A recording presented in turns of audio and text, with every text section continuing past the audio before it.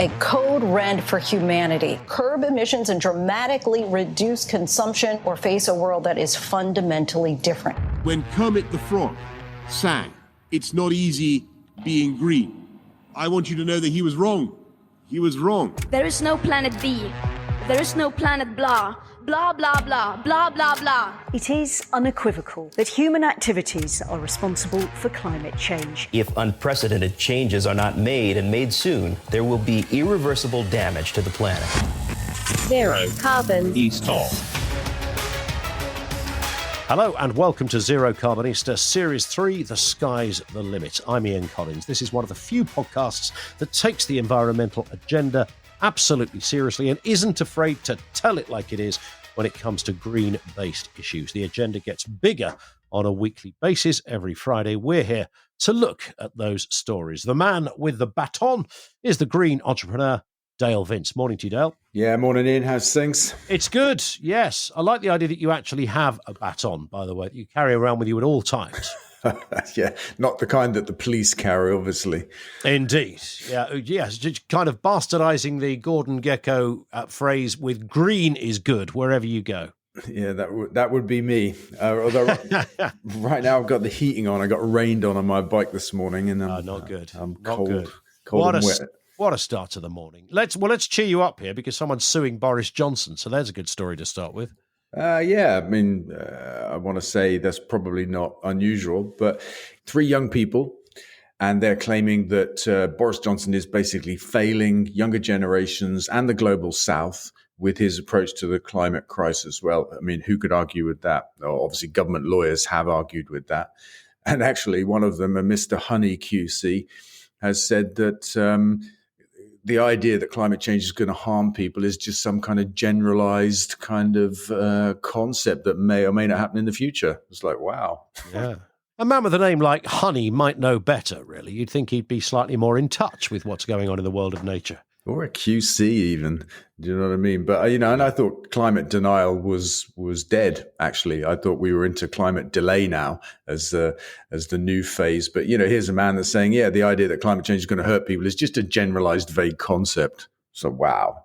Yeah, it's kind of funny that, isn't it? Because, he would have sat at home and, wrote his notes and presumably done his research at some level. Just kind of wonder, how did he make that conclusion? I guess his job is not to speak truth necessarily based on fact and science, but to persuade the judge. It's precisely that, isn't it? Yeah. It's the crafty way that a lawyer can spin a story, I guess. Yeah. Here's we'll watch with interest. We'll keep our eye on that one because that might not go away very fast. It's certainly not as fast as the government would like it to. Here's a question from Chris. I thought this is interesting and it's topical after what's happened this week. Chris says, I've been reading and learning from your energy crisis posts on LinkedIn over the last few weeks. Hand on heart, would ecotricity going under state control be acceptable to you after all you've done to build it? Yeah, and I've been saying that for years. I've been saying that actually the only sensible thing to do is to have the energy system in public ownership once more. I mean, that's how it got built post the war. We wouldn't have a proper national grid if it hadn't have been publicly funded. It wouldn't have reached everywhere. And when you look at the experience of privatization, it's a 25-year-old experiment now. It's a fucking disaster. And it's because companies have a very short-term outlook. And when you're building an energy system and adapting to the climate crisis as well, you need a much different outlook completely. You need the kind of outlook that, a government can have, a country can take. We need an energy system owned by the people that works for the people of this country. And energy is so vital to our homes and our industries. It just doesn't belong in private hands. So hang on. So a lot of people listening to this will go, you're talking yourself out of your own business here. Yeah, I'll go and do something else. It's okay. So you built it up, made a huge success of this. And I think not just, people can talk about the finances, that's one thing, but the impact of the way you've constructed ecotricity, what you stand for, what you do, and you can move that into where you've gone with the way that Forest Green Rovers, for example, the business model around that. So the impact has been huge in doing things differently.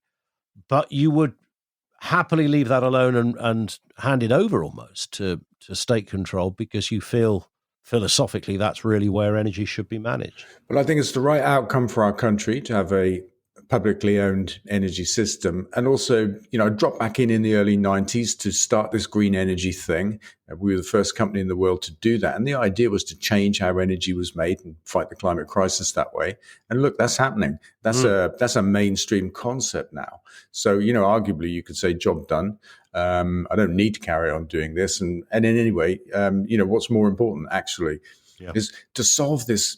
This is an energy crisis right now this winter, the biggest we've ever had. But every 2 or 3 years we have one.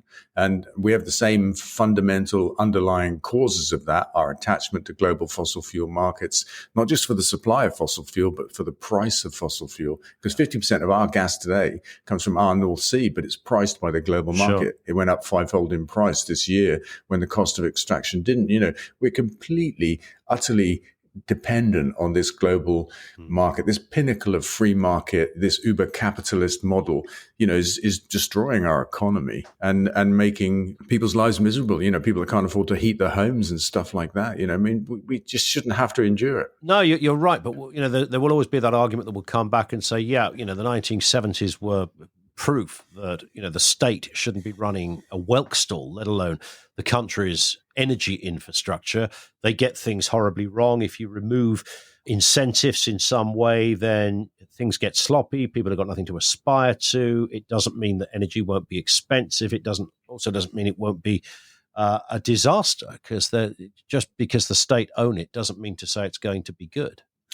I would say just because the state own it doesn't mean it's going to be bad. Take a look at the record of privatization. What are the trains like? What's the energy market like? What's the water industry like? Name an example of successful privatization. Everything the state does isn't necessarily bad. And the state has different motivations to private enterprise, better motivations than private enterprise. And, I think it's an old narrative, a tired old narrative that private is better than public. And it's fundamentally disproven by the experience of the last quarter of a century. Let's move on to another one here. New poll of Brits says we're more concerned about climate than COVID or Brexit. I think we should probably be concerned about all of those things, but encouraging in some respects that climate is top of the list. Yeah, it looked like a post-COP bump, actually, in the data, because before COP, it was the other way around. Those things came first. And I think COP just kind of gave prominence to the issue. And let's hope it endures, but I've got a feeling it won't. I think it'll tail off again. But what was really interesting was it is part of a general background increase. The score for that concern continues to increase. It's equal across genders and age groups. And so it's a very good sign, that it's rising up the agenda of everybody. Yeah, and in that respect, I think it would be fair to say it's not going away, right? According to some people, some learned friends, it's a vague and generalized concept. Well, that's honey for you, isn't it? It's just, we will invoke the image of honey wherever we feel necessary to do so. This from Rowan on Twitter. I got my first Ocado order this week to try the Devil's Kitchen stuff. Both were substituted for other random products I didn't even ask for. When will they be more widely available? Any chance of getting them in local independents? That's always a swine, that, isn't it? When you order, a cabbage and a bag of rice turns up as a replacement. I don't know. I quite like rice, but yeah, I quite like rice. Wanted cabbage. But look, I don't know what happened there because we're keeping Ocado topped up with burgers. It must have been some local distribution center, part of the network just didn't have them at the time. But that's a shame, actually, that they didn't come. More generally, we're working on a plan to get into a major cold food chain in the spring with sausages and burgers. Sausage is a new thing for us. We're not making it yet. Yeah. But we've piloted it and can make a fantastic sausage, which has gone down really well with the people that have tried it. And sure. I can't name them, but it's a really big cold food chain.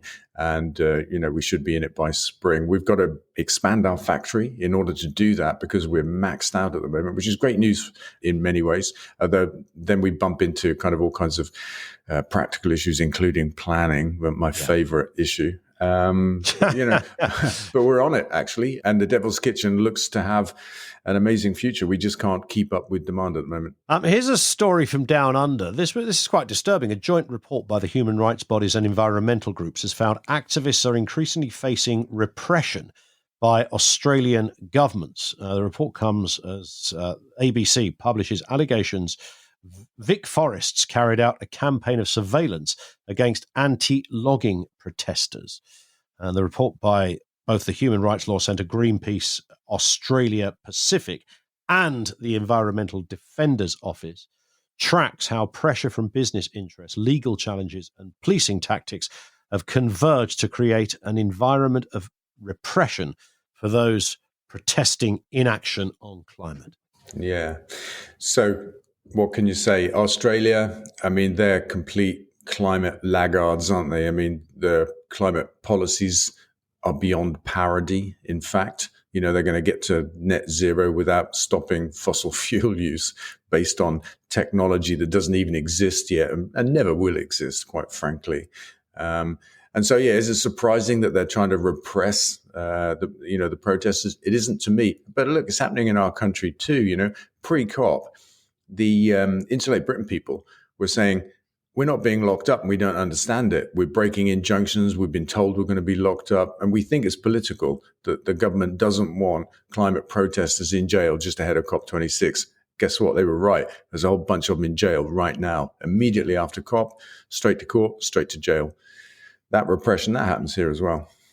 It's interesting that I hadn't actually correlated that kind of timeline, but you're absolutely right, because beforehand there was just all sorts of breaches of this court order and no sign of the chiller. Absolutely. So it's pretty cynical from our government, but at the same time, you know, there's been a clampdown on the right to protest, you know, and you know, police tactics against protests have been bad for years, you know, kettling and all kinds of stuff. Do you know what I mean? So it's not just happening in Australia, but there it is. Here's an interesting one to go back to the conversation we started with. How is it looking for Ecotricity in the energy crisis? Are you still feeling confident you'll make it through the winter? Of course, another company went by the wayside this week, Dale. Where are you guys in this equation? Yeah, it's interesting. There are like 3 going out of business this week. We always get advance warning of them, but can't talk about them. One of them has gone public. The other 2 are coming next. There's another 7 on the shit list. They're in like debt to the industry, which they won't get out of. Nobody ever gets off that list. So there's 7 more coming. And by our calculations, this will be before Christmas. Come January, there may only be 10 suppliers left in the market. Now, that is less than at privatisation in 1995, where there were 12.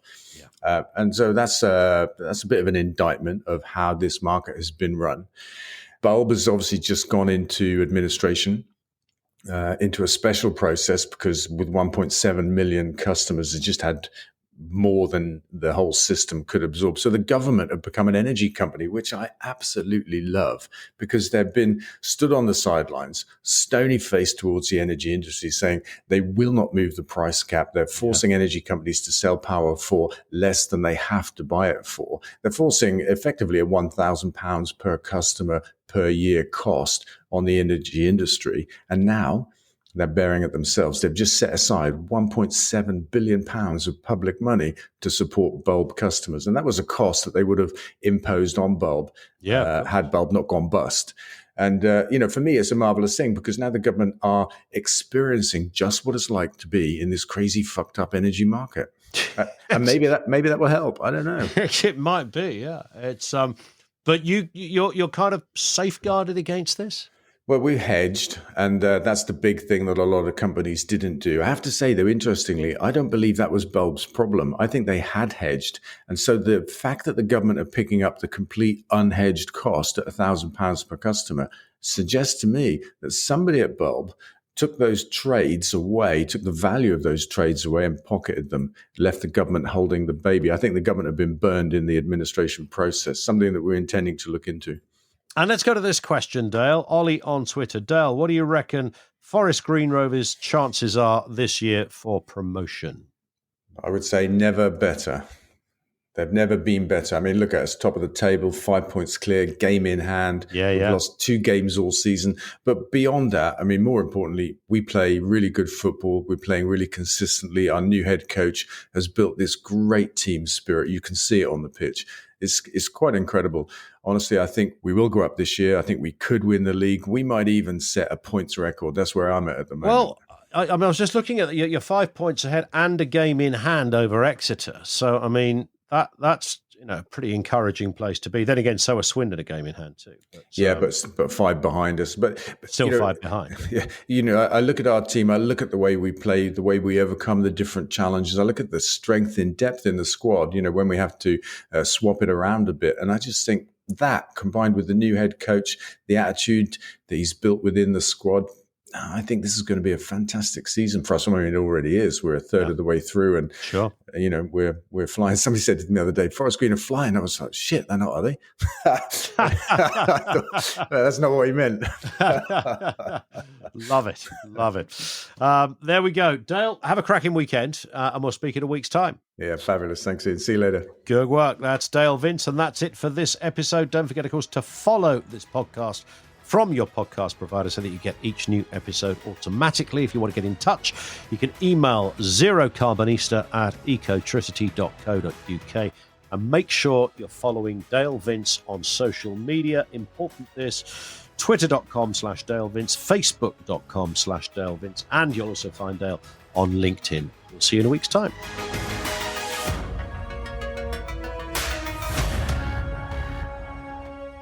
Zero Carbon East Talk.